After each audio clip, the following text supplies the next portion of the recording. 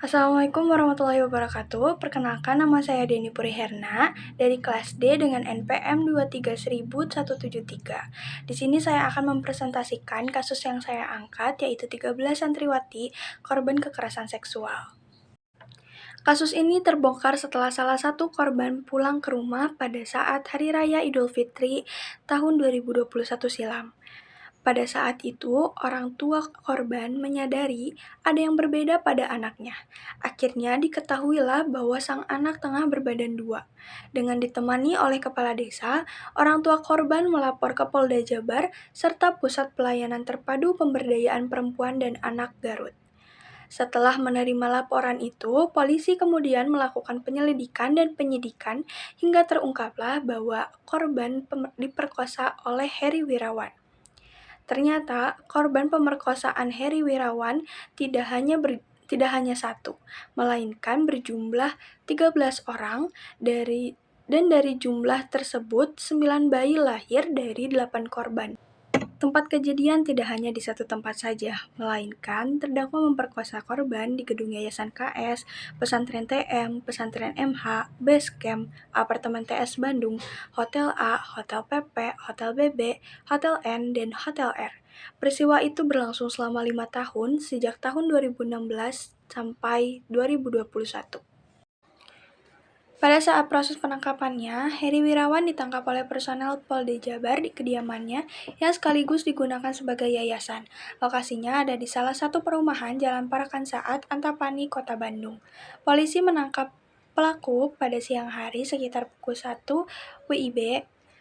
Sebelumnya, polisi datang untuk meminta izin kepada warga sekitar untuk menangkap pelaku.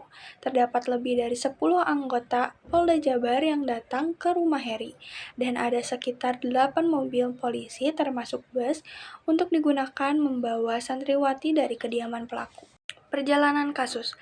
Kasus ini pertama kali muncul ke publik pada tanggal 8 Desember 2021. Sidang ini dilakukan dengan secara tertutup dan sudah dilakukan beberapa kali sidang dengan agenda pemeriksaan saksi-saksi korban. Pada tanggal 13 Desember 2021, tersangka mengaku bahwa ia telah melakukan pemerkosaan terhadap 13 orang santriwati hingga hamil dan melahirkan. Lalu pada tanggal 14 Desember 2021, Presiden Joko Widodo meminta penanganan hukuman terhadap tersangka dilakukan secara tegas dan meminta agar lebih memperhatikan kondisi korban. Selanjutnya, pada tanggal 15 Desember 2021, Kejaksaan Tinggi mengusut dugaan atas penyelewengan dana bantuan. Tanggal 16 Desember 2021 sudah dilakukan 6 kali persidangan dengan 21 saksi yang diperiksa. Tanggal 21 Desember 2021 dilakukannya pengelolaan pesantren dan bansos di Kuliti.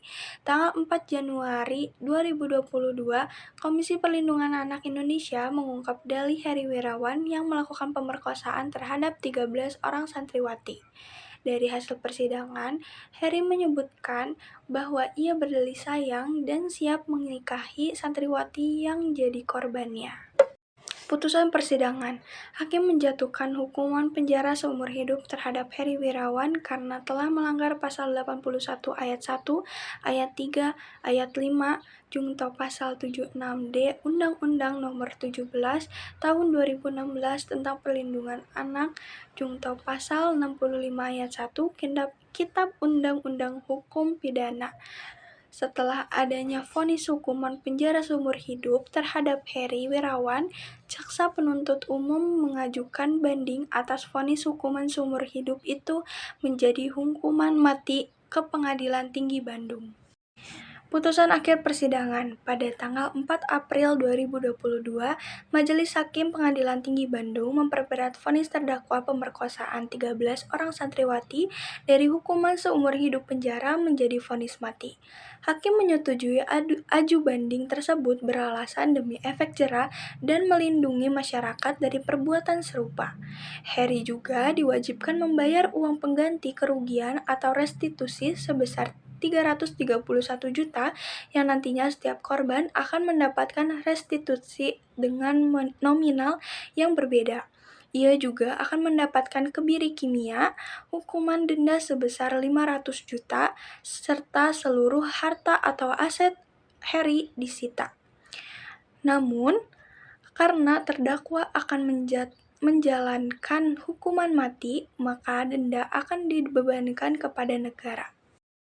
Heri Wirawan dijatuhkan hukuman sesuai Pasal 21 KUHP Jangtis, Pasal 27 KUHP Jangtis, Pasal 153 Ayat 3 KUHP Jangtis, Ayat 4 KUHP Jangtis, Pasal 193 KUHP Jangtis, Pasal 222 Ayat 1 Jangtis, Ayat 2 KUHP Jangtis, Pasal 241 KUHP Jangtis, Pasal 242 KUHP, PP nomor 27 tahun 1983, Pasal 81 Ayat 1, Ayat 3, Jungto Pasal 76D Undang-Undang Republik Indonesia Nomor 17 Tahun 2016 tentang perubahan atas Undang-Undang Nomor 23 Tahun 2002 tentang perlindungan anak Jungto Pasal 65 Ayat 1 KUHP dan ketentuan-ketentuan lain yang bersangkutan.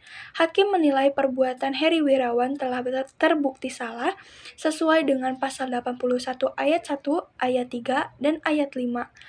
Jungto Pasal 76D Undang-Undang Republik Indonesia Nomor 17 Tahun 2016 tentang perubahan atas Undang-Undang Nomor 23 Tahun 2002 tentang perlindungan anak Jungto Pasal 65 Ayat 1 KUHP sebagaimana dakwaan pertama. Sekian presentasi dari saya, mohon maaf bila ada kesalahan. Wassalamualaikum warahmatullahi wabarakatuh.